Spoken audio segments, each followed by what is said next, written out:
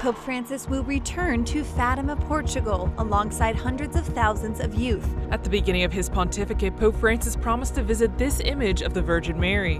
Pope Francis recently made an exciting visit to the famous Catholic shrine in Fatima, Portugal. For over a century, people have speculated about the three messages the Virgin Mary revealed to three young shepherd children in Fatima, Portugal, back in 1917.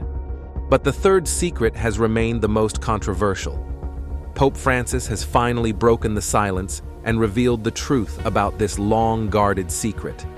What did the Virgin Mary say?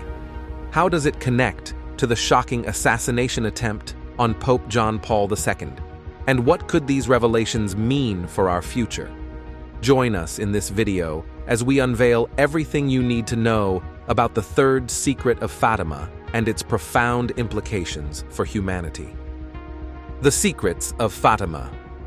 On May 13, 1917, in a small village near Fatima, Portugal, three children named Lucia, Jacinta, and Francisco were tending their flock of sheep when they experienced something extraordinary.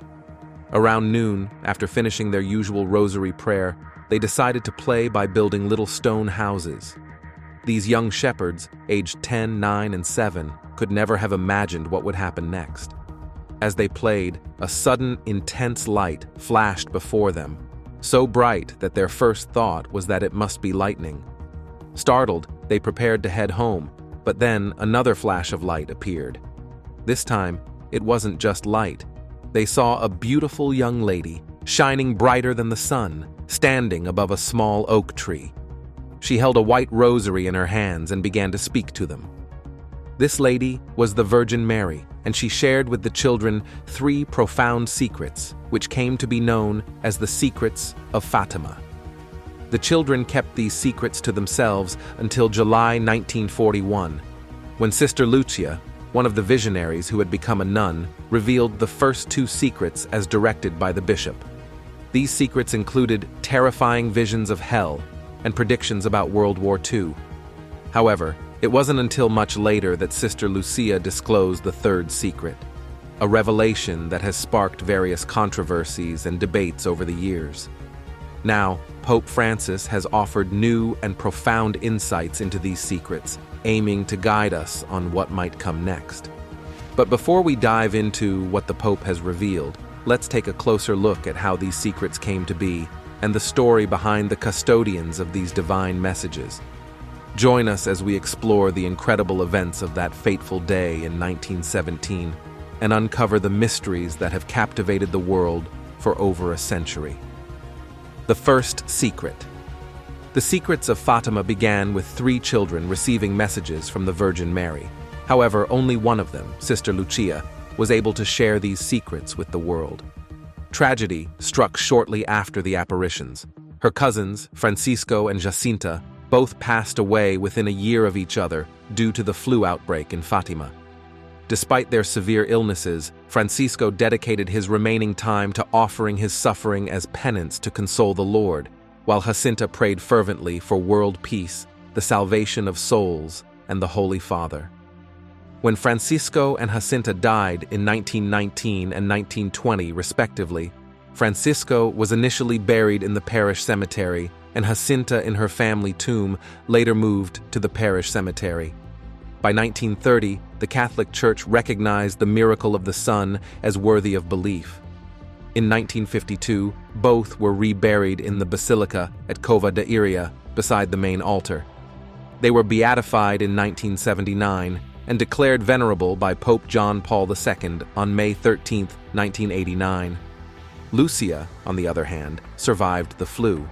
In 1921, she joined a religious college and later took her vows as a nun on October 3, 1934.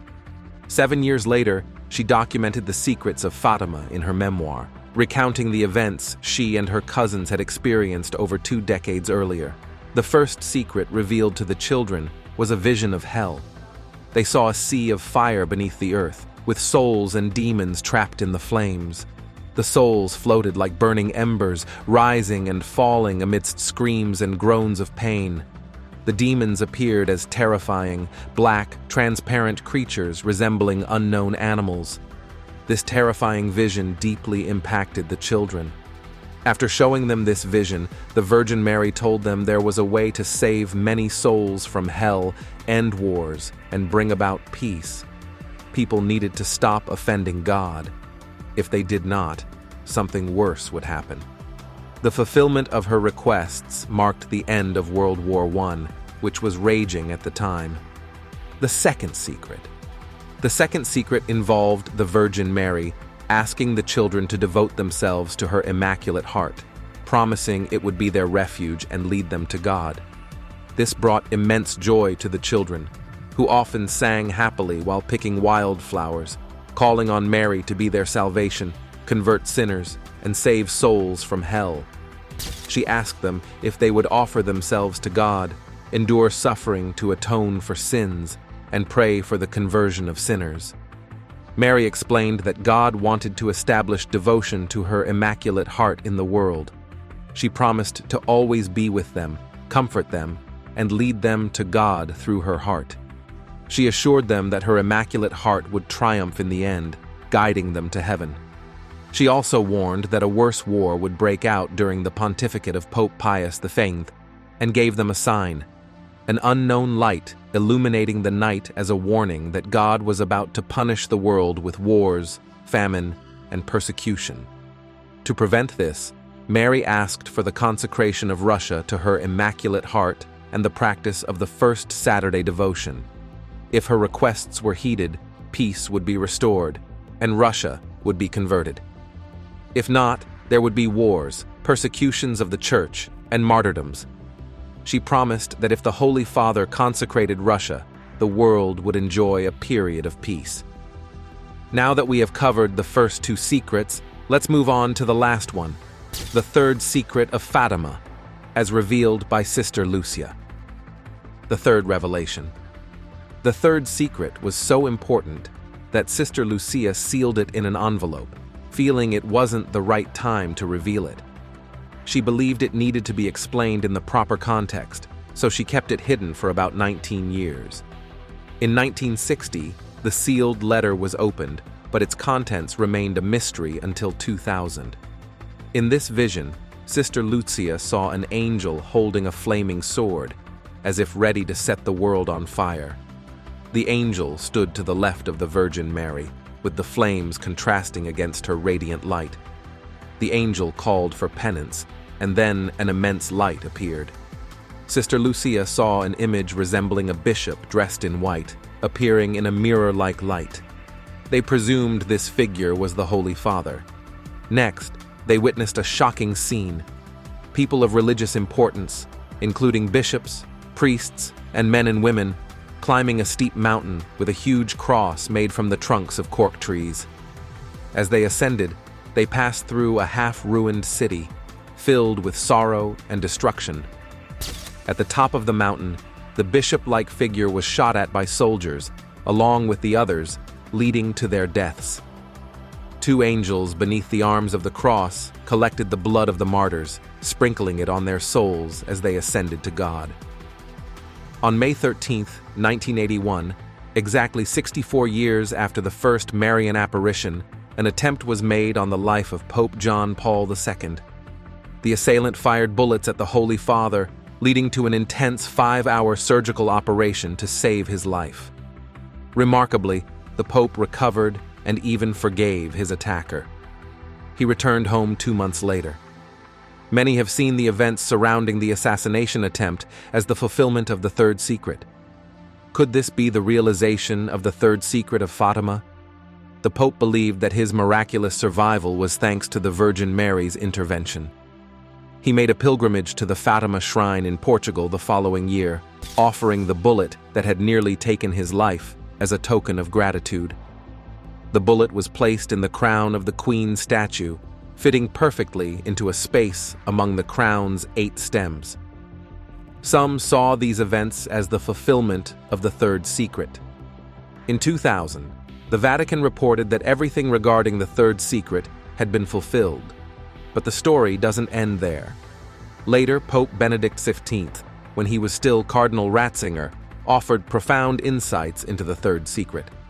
He explained that the purpose of the vision wasn't to predict an unchangeable future, but to inspire positive change. He also clarified that the assassination attempt on the Pope was not part of a divine plan, dispelling any notion of predestination. He emphasized that the vision highlighted the dangers humanity faced and how to overcome them. While the details of the third secret may seem disappointing compared to its doomy reputation, the message was about guiding people toward making better choices for a brighter future. The authenticity of the revelation. When it comes to the authenticity of Marian apparitions like those at Fatima, the Catholic Church rigorously evaluates them.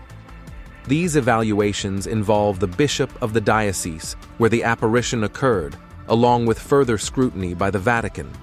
The aim is to assess the character and credibility of the person claiming to have experienced the apparition. The story of Fatima and the apparitions of Mary are just a few among many approved by the Catholic Church. Each of these events is a testament to the profound impact of faith and the enduring belief miracles. When he wasn't believed, the Virgin Mary arranged flowers in Juan Diego's cloak during his fourth apparition. When he returned to present his petition, something remarkable happened. As he opened his cloak, the flowers fell to the ground, revealing an image of Our Lady imprinted on the fabric. Today, a basilica stands in Mexico City in her honor, and the miraculous image is still visible there. In another small French town, Saint Bernadette, a young girl, experienced Marian apparitions 18 times. During these visits, the Virgin Mary asked people to pray and turn towards God. With her guidance, Bernadette discovered a spring that had miraculous healing properties. Mary also appeared to Saint Joseph and Saint John in 1879 in the town of Knock, Ireland. Standing and praying in the rain, they received a silent message of peace and comfort. This nonverbal apparition left a profound impact on those who witnessed it. Another spectacular series of apparitions occurred in Kibeho, Rwanda between 1981 and 1989. Mary appeared to 3 children, urging them to pray the rosary 3 times daily. She also foretold a great tragedy, which many believe was the 1994 genocide. Her message was clear. It was meant for the whole world, not just Africa or Rwanda. In the United States, Adele Bryce experienced a Marian apparition in 1859. Mary instructed her to pray for the conversion of sinners and to teach children about the Catholic faith. Another fascinating Marian apparition occurred in 1973 in Akita, Japan. Sister Agnes Sasagawa received messages from Mary, calling the world to repentance and urging people to pray the rosary. This apparition came exactly 56 years after Mary's appearance to the little shepherds of Fatima. This brings us to an important question. What is the significance of the Marian apparition in Fatima, and what truths has Pope Francis revealed about the third secret? The third secret of Fatima reflects the outbreak of wars and martyrdoms. Pope Francis has subtly revealed truths about this secret. He declared that World War III had begun in a piecemeal fashion when he condemned the attacks in Paris in November 2015. He reiterated this sentiment in January 2023, calling for an end to what seemed like the beginnings of a third world war in various parts of the world. This indicates the Pope's role in the fulfillment of the third secret of Fatima. As Cardinal Ratzinger once said, the vision serves as a guide for what we should do to bring about positive change. This interpretation doesn't specifically emphasize the role of any one pope, like Pope Francis, in fulfilling these prophecies. Instead, it highlights the broader role of the papacy in guiding change as we approach the end times. The prophecy's depiction of angels crying out for penance beneath the cross resonates deeply with our reality as the number of Christian martyrs continues to rise. This ongoing conflict, different from the 2 world wars, was highlighted by Pope Francis. He frequently refers to global conflicts, stating that they are happening in a piecemeal fashion. He urged his audience to help stop the wars in places like Syria and Ukraine, echoing the visions from the third secret of Fatima. He emphasized that wars inflict tremendous suffering, particularly on innocent children and the elderly, and stressed the need to create a peaceful and happy world. Pope Francis also called for reforms to help war victims rebuild their lives, reinforcing the idea that the papacy is a significant force for change, as foretold in the third secret. With the revelation of this secret, what about the other instructions from the Virgin Mary?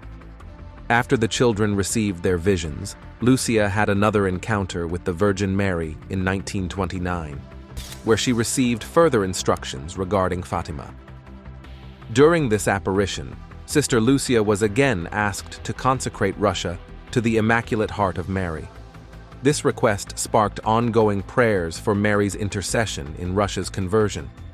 Pope Pius XIII initiated this consecration in 1942 during World War II, and it has been a practice for successive popes, including Pope John Paul II and Pope Francis. The urgency of these prayers arose from the rise of the Communist Party, which denied God's existence, and the brutal reign of Joseph Stalin, who persecuted and killed millions, including Christians. The consecration of Russia was seen as crucial for global peace, especially with the looming threat of nuclear annihilation. When Archbishop Tadeusz Kondrusiewicz from Moscow visited Sister Lucia, she inquired if he could openly practice his role as an archbishop. Upon his affirmative response, she declared that the prophecy of Fatima had been fulfilled. Today, statues of Our Lady of Fatima can be found in every church in his country. Outro. What does this fulfillment mean for the third secret? Given the Pope's stance on the third secret of Fatima, how do you view Saint Lucia's revelations in our current world context? Do you believe all the instructions have been followed? Are there deeper meanings to these secrets? Share your thoughts in the comments and don't forget to like and subscribe for more intriguing videos.